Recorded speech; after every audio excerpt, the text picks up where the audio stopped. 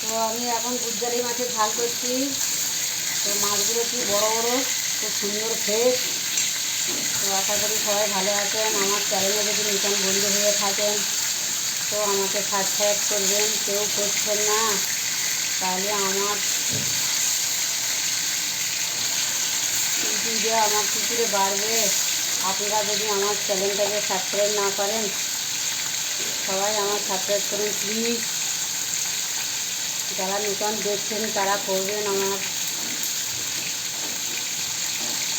মাছ ভাজা হয়ে গেছে। এই মাছটা একটু ঝাল ঝাল না করলে ভালো লাগে না, একটু কড়া করে ভাজতে হয়। এখন আমি 1 টেবিল চামচ তেল দিলাম, আর একটু লবণ দিলাম যাতে না ফোটে, আর 1 চামচ পেঁয়াজ বাটাও দিলাম,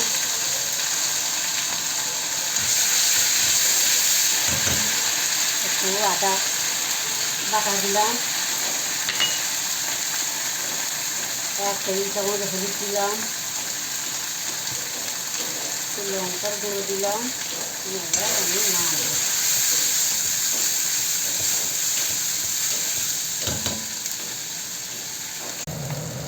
3টে কাঁচামরিচ দিলাম, একটু টমেটো কুচিয়ে দিলাম। টমেটোটা দিলে একটু কালারটা ভালো আসে। এখন খুব সুন্দর কালার এসছে। তো আমাদের তো এখন কদিন রান্না হয়নি, পূজার জন্য সব প্যান্ডেলে খেয়েছিল। আজকে যা রান্না আছে সব খাওয়া হবে। কদিন একদম আমার রান্না হয়নি, কাজও ছিল না, আমি রান্না ছাড়তেই পারিনি, আমি ক্যামেরার কাছে আসতেই পারিনি। এবার একটু জলও দিলাম, মশলাটা ভালো করে কষবে।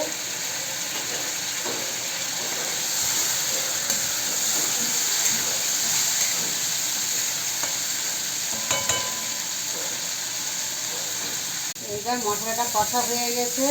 তো আমি 1 কাপ জল ঢেলে দিলাম। পরিমাণ মতো, বেশি তো ঝোল ঝোল হবে না, সামান্য। এবার মাছটাকে আমি ঢেলে দিলাম।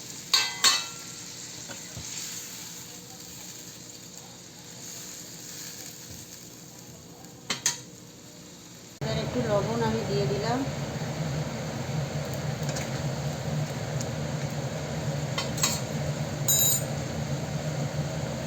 একটু ঢাকা দিলাম, গ্যাসটা কমিয়ে দিলাম।